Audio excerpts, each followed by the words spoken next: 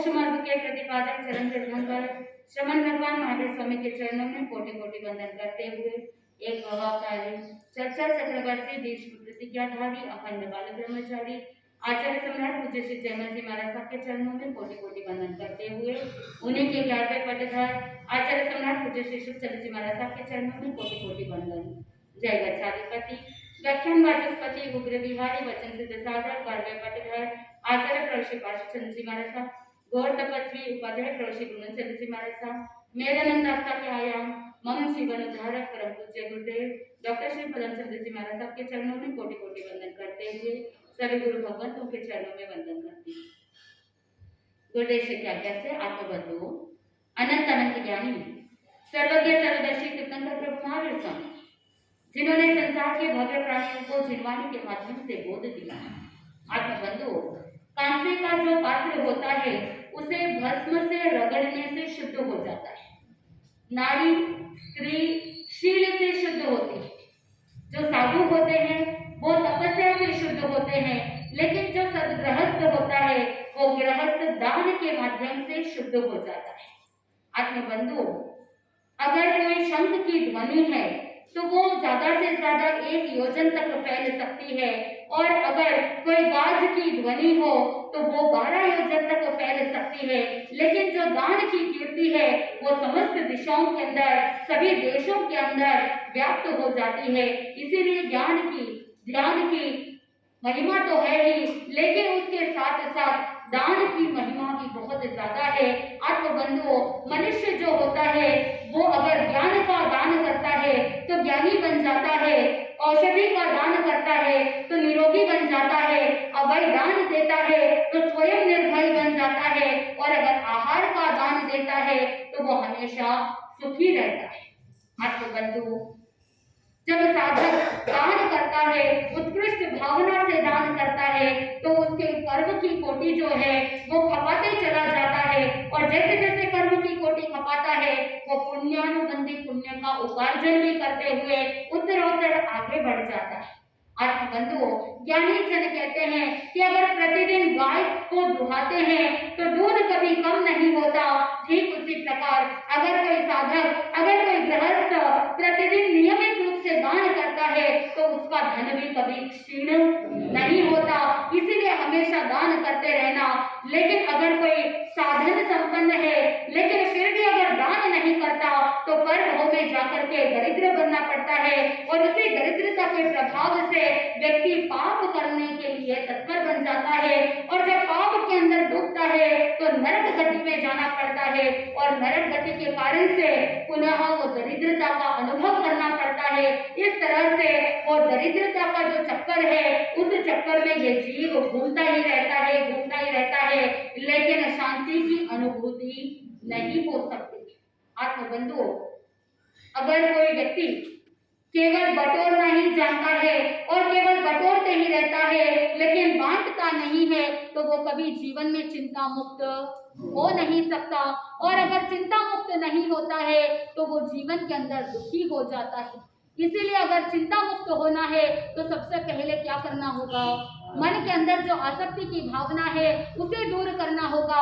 और अनासक्त कैसे होना कि वो साधक अगर दान करता है तो भीतर से आत्मा में आनंद की अनुभूति होती है, और जब आत्मा में आनंद की अनुभूति होती है तो वो सहज में चिंता मुक्त हो जाता है, और साधक उत्तरोत्तर आगे बढ़ता चला जाता है। क्योंकि ज्ञानी जन कहते हैं कि जो ये लक्ष्मी है वो जल में उठने वाली तरंगों के समान, जल में उठने वाली लहरों के समान चंचल है।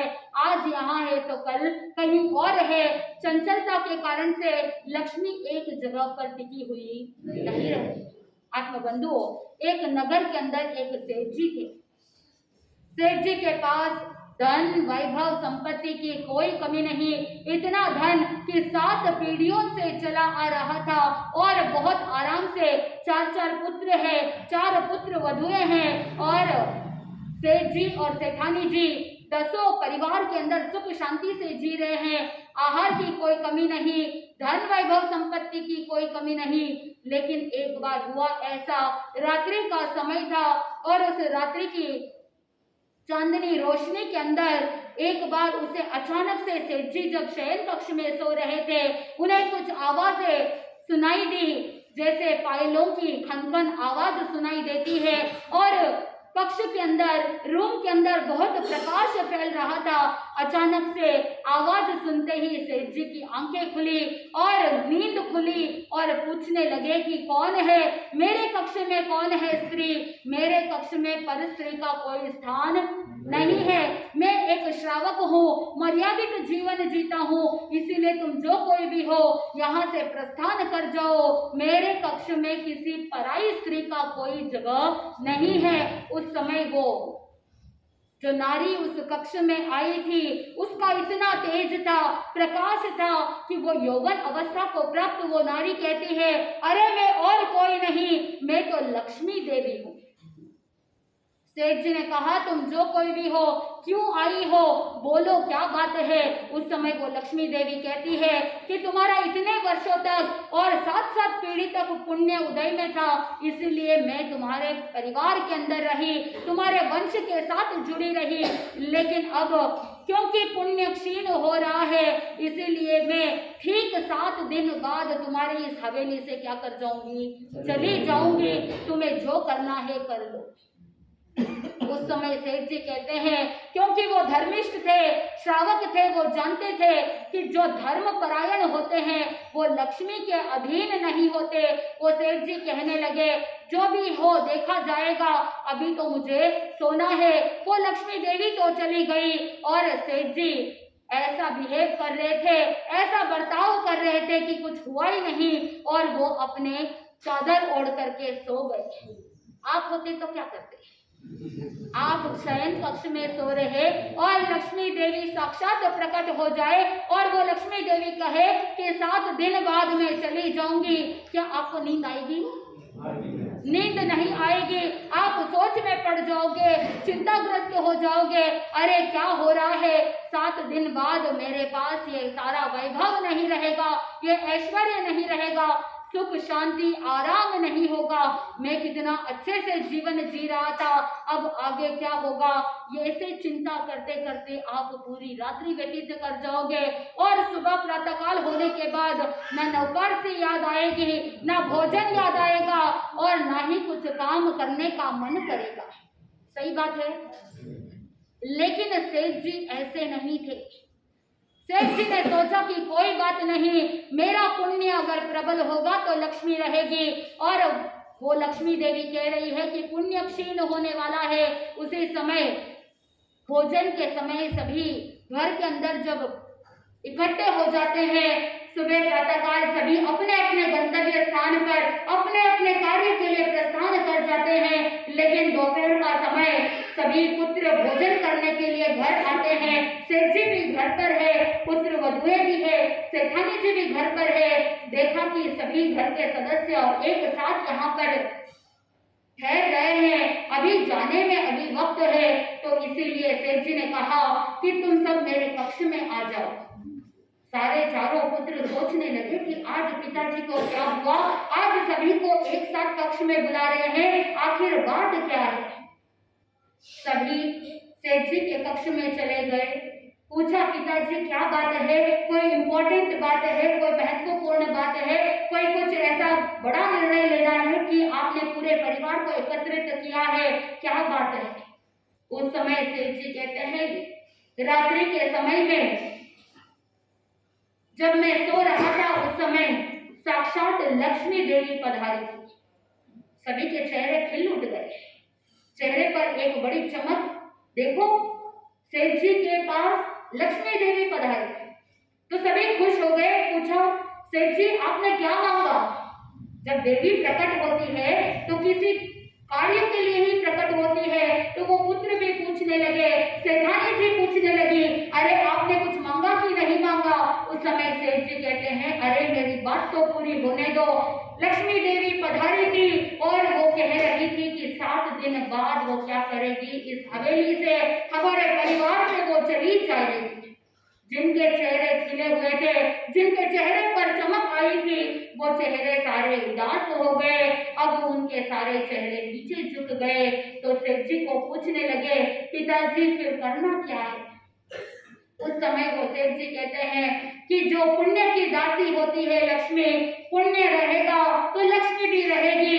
इसीलिए अब जब लक्ष्मी जा ही रही है तो अब हम ऐसा कार्य करते हैं कि जितना भी धन है वो तो चंचले है, वो तो 7 दिन बाद जाने वाली है, लेकिन अभी 7 दिन तक ये लक्ष्मी हमारे पास उपलब्ध है। क्यों ना हम इस धन का सदुपयोग करें, क्यों ना हम इस धन का दान करें, और उसके बाद 7वें दिन हम सब क्या करेंगे? अपने आप को आगे बढ़ा लेंगे। देखा, सभी पुत्रों ने पिताजी की बात को सहमति दी और सेठ जी ने पूरे नगर के अंदर घोषणा करवा दी कि जितने भी लोग हैं, जिनको भी आवश्यकता है, जिनको भी धन चाहिए, सेठ जी दान देने के लिए तैयार है। और जैसे ही पूरे गांव नगर के अंदर ये बात फैली, दूर दूर से लोग आने लगे, सेठ जी से दान लेने लगे। आत्मबंधुओं, सेठ जी के दुकान के अंदर जितना भी धन था, जितना भी माल था, वो सारा माल भी बेच दिया और माल बेच करके जितना भी धन उपार्जन हुआ था उसका भी उन्होंने क्या कर दिया? दान कर दिया। अब हवेली भी खाली हो गई, दुकान भी खाली हो गई। सेठ जी के मन में तो एक ही बात थी कि लक्ष्मी अपने आप चली जाए, उससे पहले हम क्या कर लेंगे? हम स्वयं ही इसका उपयोग कर लेंगे। कुछ लोग होते हैं जो यश और आराम के अंदर धन का उपयोग करते हैं, दुरुपयोग कर लेते हैं, कोई किसी में व्यर्थ गवा देते हैं। लेकिन सेठ जी धर्म प्रिय थे, धर्मपरायण थे और दान वितरण करने की भावना थी, इसीलिए वो वितरण परायण होने के कारण से सभी को बांट दिया, बटोरने की कोई भावना नहीं थी, इसीलिए सारा धन सदुपयोग कर लिया। आत्मबंधुओं, 6 दिन व्यतीत हो गए। अब सेठ जी को पता है कि 7वें दिन लक्ष्मी देवी यहाँ से प्रस्थान कर जाएगी। ठीक उसी प्रकार 7वें दिन भी सेठ जी अपने शयन कक्ष में सो रहे थे और सोते सोते उनको पायलों की आवाज आने लगी। छम छम आवाज जब आई तो सेठ जी की नींद खुली और सेठ जी समझ गए कि कौन आई है? लक्ष्मी देवी आई है। और उसी समय सेठ जी कहते हैं, हाँ मैं जानता हूँ लक्ष्मी देवी आप ही आए हो, अब क्या करने आई हो? आप तो जाने वाली थी ना, क्या बात हो गई? उस समय वो लक्ष्मी देवी कहती है कि सेठ जी, आपने मेरे बात कहने के बाद इतना दान किया, इतना दान किया कि इतना पुण्य उपार्जन कर लिया है, और साथ में जो आपने अपना माल बेचने के लिए समुद्र में जहाज भेजा था, जो डूबने के समाचार आपके पास पहुंच गए थे, लेकिन पुण्य उदय के कारण से वो जितने भी समुद्र के अंदर जहाज है वो भी बहुत अच्छे से धन उपार्जन हो रहे हैं। वहां पर वो जहाज डूबी नहीं, आपका पुण्य इतना प्रबल हो गया है। और मैं तो पुण्य की दासी हूँ, जहाँ पर पुण्य होता है वहां पर मुझे रुकना पड़ता है। अब मैं चाह करके भी क्या नहीं कर सकती? जा नहीं सकती। उस समय सेठ जी ने कहा, नहीं मुझे नहीं चाहिए, तुम तो आज यहाँ पर हो, लेकिन क्या भरोसा थोड़े दिन बाद वापस क्या करोगे? यही कहोगे कि पुण्य क्षीण हो रहा है, पाप उदय में आ रहे हैं, मैं तो यहाँ से चली जाऊंगी।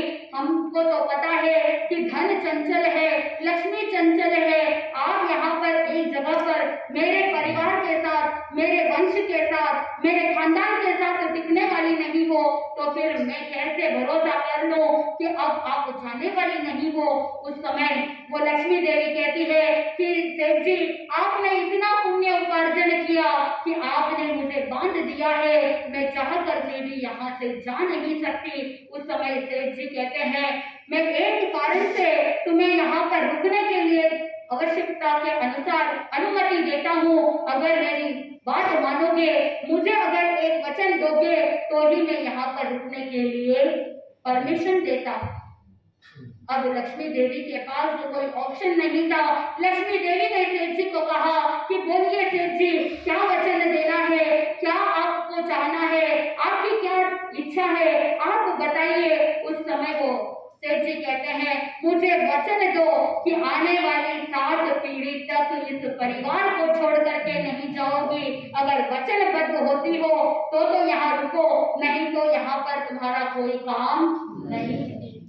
अब वो लक्ष्मी देवी के पास कोई दूसरा चारा नहीं था, क्योंकि वो तो पुण्य के पीछे दासी बनी हुई है, और इसी के कारण से लक्ष्मी देवी ने वचन दे दिया और सेठ जी बिल्कुल वचन लेकर के शांति पूर्वक अपने शयन कक्षा में जाकर के सो गए।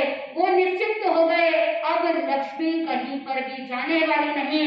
मैं तो खूब धर्म आराधना करूंगा, दान पुण्य करूंगा और धर्म आराधना करते हुए अपना जीवन व्यतीत करूंगा। मुझे ना तो मेरी चिंता करने की जरूरत है और ना ही मुझे आने वाली पीढ़ी के लिए चिंता करने की आवश्यकता है। आत्मबंधुओं, सेठ जी लक्ष्मी के पीछे दौड़े नहीं। पीछे कौन थी? लक्ष्मी थी। और लक्ष्मी किसके पीछे है? पुण्य के पीछे है। आपका पुण्य अगर प्रबल रहेगा तो लक्ष्मी कहीं भी आपको छोड़ करके जाएगी नहीं। लेकिन आपने दौड़ किसके पीछे लगाई है? आपने साधनों के पीछे, धन कमाने के पीछे अपनी दौड़ लगाई है। जो धर्म की ओर आगे बढ़ना चाहिए था, पुण्य उपार्जन करने के लिए आपका मंतव्य होना चाहिए था, वो तो छूट गया। और जब पाप उदय के अंदर आता है तो उसी पाप के कारण से जो साधन है वो सारे साधन भी विलुप्त हो जाते हैं, दरिद्रता को न्योता दे देते हैं। और जब व्यक्ति दरिद्रता को निमंत्रण देता है, फिर चाहे कितने भी हाथ पैर मार लो, फिर भी धन मिलने वाला नहीं है।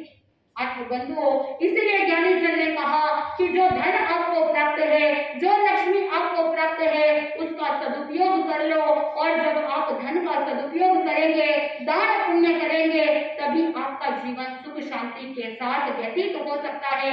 नहीं तो अगर स्वार्थ रहेगा तो स्वार्थ का दंड है चिंता। आपके पास भले ही कितनी संपत्ति हो, लेकिन अगर स्वार्थपूर्ण रहेंगे और केवल बटोरने की भावना रहेगी तो वहां पर केवल चिंता ही आपके हाथ लगेगी। और उसी चिंता के कारण से जो साधन उपलब्ध है उसका भोग उपभोग करने में आप समर्थ हो पाएंगे क्या? नहीं हो पाएंगे। इसीलिए ज्ञानी जन ने कहा कि जो धन उपलब्ध है, जो अर्थ उपलब्ध है, जो लक्ष्मी उपलब्ध है, उसका हमेशा सदुपयोग करते रहेंगे तो उत्तरोत्तर आगे बढ़ते रहेंगे। और यही पुण्य आपको धर्म की ओर ले जाएगा, यही पुण्य आपको सुपात्र दान की ओर ले जाएगा और यही पुण्य आपको अभय दान तक ले जाएगा। आत्मबंधुओं, प्रभु महावीर स्वामी के जीवन वृतांत को सुन रहे थे। प्रभु महावीर स्वामी ने 11वां चातुर्मास कौन सी नगरी में पूरा किया? वैशाली नगरी के अंदर। वैशाली नगरी के बाहर समरोद्यान के अंदर जहाँ पर बलदेव का मंदिर था, उसमें वहां पर 4 महीने तक ध्यानस्थ खड़े थे। और उसी वैशाली नगरी में एक जिनदत्त नाम का सेठ था। आत्मबंधुओं, जिनदत्त सेठ जो धर्म प्रिय, दयालु, श्रमणों का उपासक था। जिनदत्त सेठ सरल और परम श्रद्धालु भी था, धर्म के प्रति निष्ठा रखने वाला, आस्था रखने वाला श्रावक था। लेकिन क्योंकि रिद्धि समृद्धि, धन संपत्ति क्षीण होने के कारण से उस जिनदत्त का सेठ का नाम बदल गया और लोग उसे जीर्ण सेठ कहने लगे। जीर्ण का मतलब क्या है? जो पुराना हो गया है। जीर्ण यानी जो क्षय हो गया है, जो क्षीण हो गया है, समाप्त हो गया है। तो इस जिनदत्त सेठ का क्या क्षीण हो गया है? धन क्षीण हो गया है, संपत्ति क्षीण हो गई है। इसलिए लोग उसे क्या कहने लगे? जीर्ण सेठ कहने लगे। और क्योंकि वो जीर्ण सेठ सामुद्रिक शास्त्री था, वो तीर्थंकर भगवंत हो या चक्रवर्ती हो, उनकी पाद रेखाओं को देख करके अंदाजा लगा सकता था, उसके अंदर वो ज्ञान था। उसने एक बार देखा, भगवान महावीर स्वामी की पाद रेखाओं के लक्षणों को देख करके पहचान गया और उसी के अनुसंधान करते हुए उसी उद्यान में पहुंच गया जहां पर भगवान महावीर स्वामी ध्यानस्थ थे। आत्मबंधुओं, जैसे ही भगवान को ध्यानस्थ देखा, देख करके रोम रोम रोमांचित हो गया, मन अत्यंत प्रसन्नचित्त हो गया और उसी के कारण से वो पहचान जाता है, समझ जाता है कि ये और कोई नहीं, चरम तीर्थंकर है भगवान महावीर स्वामी। उसी समय वो वहां जाकर के प्रभु को वंदना करता है, नमस्कार करता है और विचार करने लगता है कि आज भगवान का शायद उपवास होगा, कल भगवान पालना करेंगे और अगर उपवास के बाद पालने में अगर प्रभु महावीर स्वामी मेरे यहाँ पधारते हैं, मुझे आहार पानी देने का अगर सुयोग हो तो बहुत अच्छा हो। ऐसी भावना भाता है, ऐसी भावना भाते भाते वो वहां से वंदना करके वापस लौट जाता है। यही रूटीन चलता रहा, प्रतिदिन भगवान महावीर स्वामी के वंदन के लिए आता, दर्शन करने के लिए आता और भिक्षार्थ दान पुण्य की भावना को रखता कि मुझे आहार पानी का लाभ मिले तो बहुत अच्छा हो। लेकिन आत्मबंधुओं, भगवान भिक्षाचर्या के लिए कैसे आए? भगवान के एक उपवास नहीं, दो उपवास नहीं, एक मास खमन नहीं, द्विमास खमन नहीं, 3 मास खमन नहीं, क्या तपस्या चल रही थी? चातुर्मासी तक तपस्या चल रही थी। 4 महीने तक भगवान उपवासी रहे। अब 4 महीने तक निरंतर जीर्ण से प्रतिदिन भावना भाता और मन के अंदर ये चिंतन करता कि प्रभु पालने के दिन मेरे यहाँ पधारेंगे तो बहुत अच्छा होगा।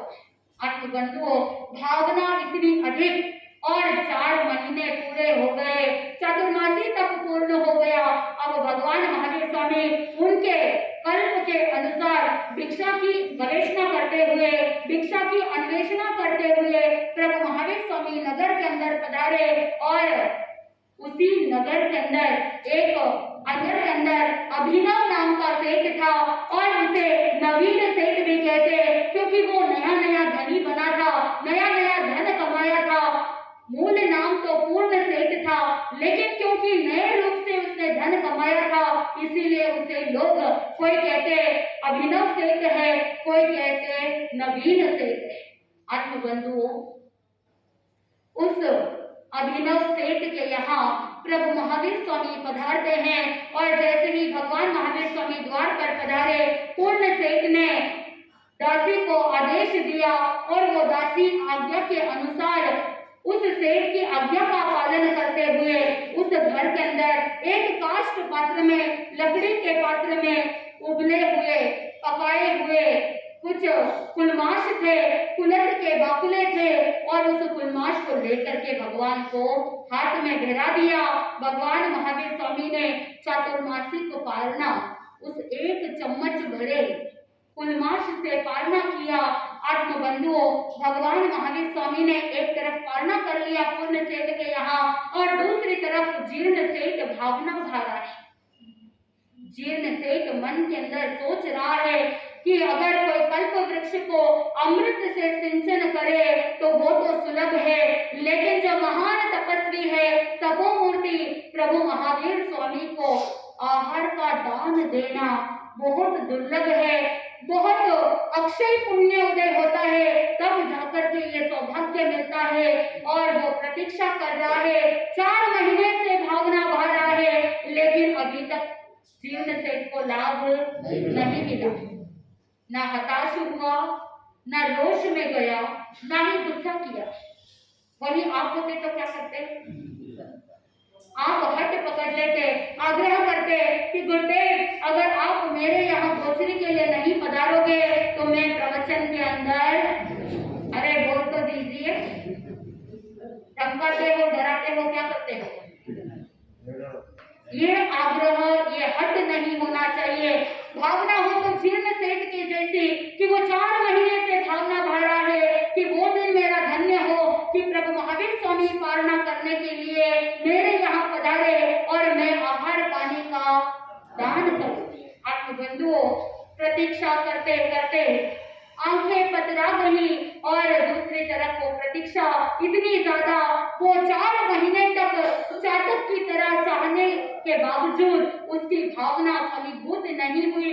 आत्मबंधुओं, इधर भगवान महावीर स्वामी की प्रतीक्षा कर रहा है। प्रतीक्षा करते करते देखा कि कहीं पर भी प्रभु की छवि दिखाई नहीं दी और सहज में देवदूत भी बज गई। आत्मबंधुओं, एक तरफ जीर्ण से भावना भा रहा है और इतनी उत्कृष्ट भावना बढ़ रही है कि उसी भावना के कारण से उसकी उच्चतम श्रेणी बढ़ती जा रही है और कर्म के वृंद करते जा रहे हैं। और दूसरी तरफ पूर्ण सेठ के यहाँ पारना हो गया और उसे पारने की प्रशंसा करने के लिए देवदुंद भी बज गई, पंच दिव्य वृष्टि हो गई, अहोदानम की उद्घोषणा हो गई और सब जगह पर ऐसी बार बार बातें फैल गई कि प्रभु महावीर स्वामी के चातुर्मासिक तप का पालना हो गया। आत्मबंधुओं, जीर्ण सेठ के कानों में ये शब्द पड़े और जैसे ही मानो कि जीर्ण सेठ की भावनाओं के ऊपर तुषारपात हो गया और अब वो सारी भावनाएं क्या हो गई, समाप्त हो गई। वो निराश हो गया, उदास हो गया, हताश हो गया और अपने आप को धिक्कारने लगा। अरे मैं कैसा हतभागी हूँ कि 4 महीने से प्रतीक्षा कर रहा हूँ, 4 महीने से प्रभु से निवेदन कर रहा हूँ कि मेरे यहाँ आहार का लाभ दीजिए, लेकिन इतना निवेदन करने के बावजूद शायद मेरा भी पुण्य उदय नहीं है कि प्रभु ने मुझ पर कृपा नहीं की। वो अपने आप को धिक्कार रहा है, अपने आप को दोषी मान रहा है, मन में विचार कर रहा है कि मेरा ही पुण्य इतना प्रबल नहीं कि मैं ऐसे महान तपस्वी जिनका 4 महीने से तप चल रहा है, ऐसे प्रभु का पालना में नहीं करा पाया। आत्मबंधु कहते हैं कि अगर अगले 2 घड़ी तक अगर जीर्ण सेठ के कानों में देवदुंदुभी नहीं सुनाई देती, उसकी भावना अगर और आगे बढ़ जाती कि इतने उच्च कोटि की श्रेणी बढ़ जाती कि जीर्ण सेठ को वहीं पर केवल ज्ञान, केवल दर्शन की प्राप्ति हो जाती, लेकिन उस धारा में भंग हो गया। आत्मबंधुओं, एक तरफ जीर्ण सेठ की भावना थी और दूसरी तरफ पूर्ण सेठ ने देखा कि पंच दिव्य वृष्टि हुई। भगवान के पारने के अतिशय को देख करके पूर्ण सेठ चकित रह गया, आश्चर्य में पड़ गया। अरे ये कौन महात्मा है कि जिनको दान देने पर, जिनको केवल दासी ने कुछ आहार दिया, उतने में दिव्य वृष्टि हो गई, स्वर्ण भी आ गए और वस्त्र आदि भी यहाँ पर धरती पर देवताओं ने दृष्टि कर दी। आत्मबंधुओं, जैसे ही देवदुंदुभी सुनी, लोगों ने ये सारी आवाजें सुनी, उसी समय लोगों ने पूर्ण सेठ को पूछा कि हे भाग्यवान, तुमने प्रभु को भिक्षा में क्या दिया?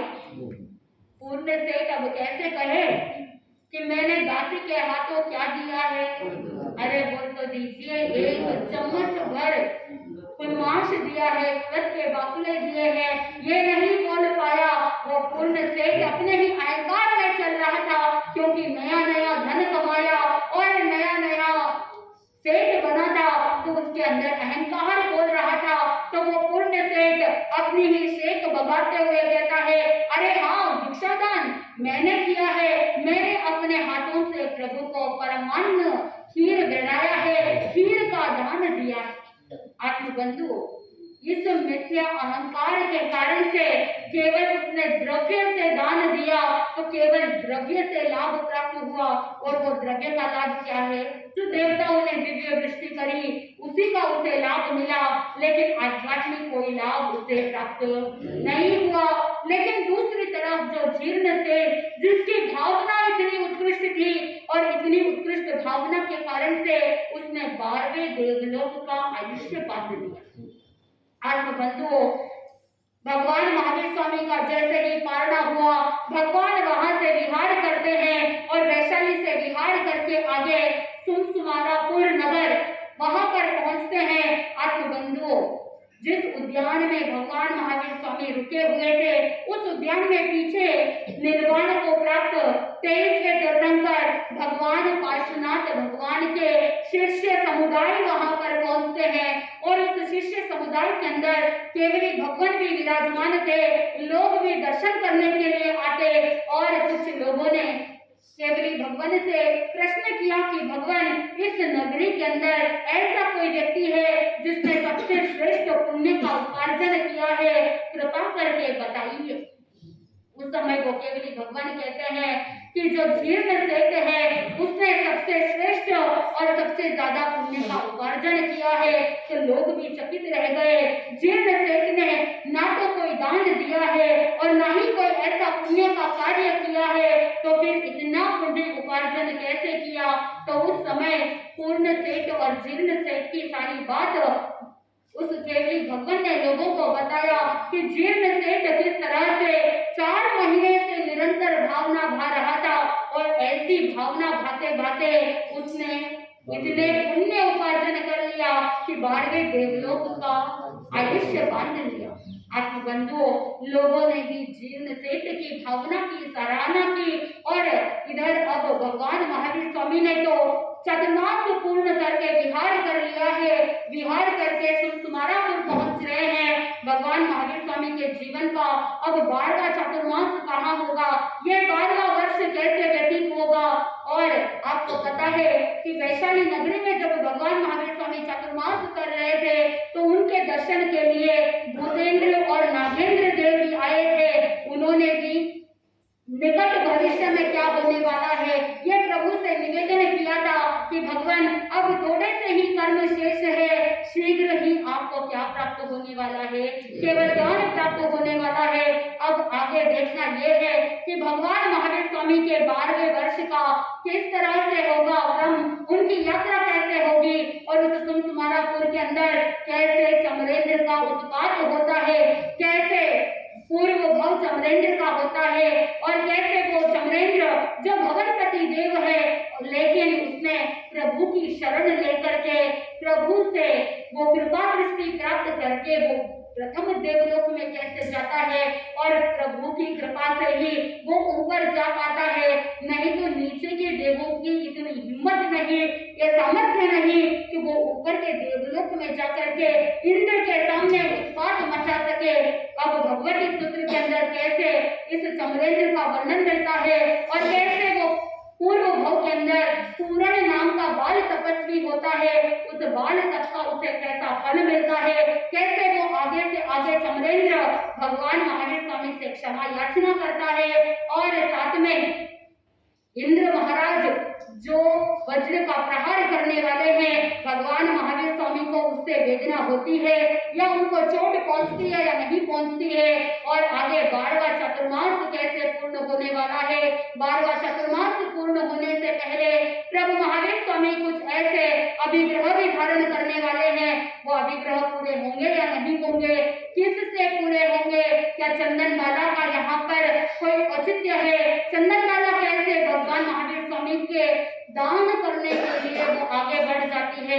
वो सारी वस्तु स्थिति जैसे जैसे हम जानेंगे, दान की महिमा जान करके जो भी साधक दान करता है वो रिद्धि समृद्धि के साथ साथ पुण्य इतना उपार्जन कर लेता है कि आत्मा में आनंद की अनुभूति हो जाती है। तो आप भी दान की महिमा को समझ करके गुरु भगवंतों की सेवा करने का लक्ष्य रखे, साधु संतों को निस्वार्थ भाव से निर्दोष आहार ग्रहण का लक्ष्य रखे, मन के अंदर ये भावना भाए कि अगर नगर के अंदर कोई साधु संत विराजमान है तो ऐसी उत्कृष्ट भावना भाए कि मेरा अगर अहोभाग्य रहेगा, मेरा अगर सौभाग्य रहेगा, मेरा अगर पुण्य उदय में है तो आज मुझे सुपात्र दान देने का अवसर प्राप्त हो जाएगा।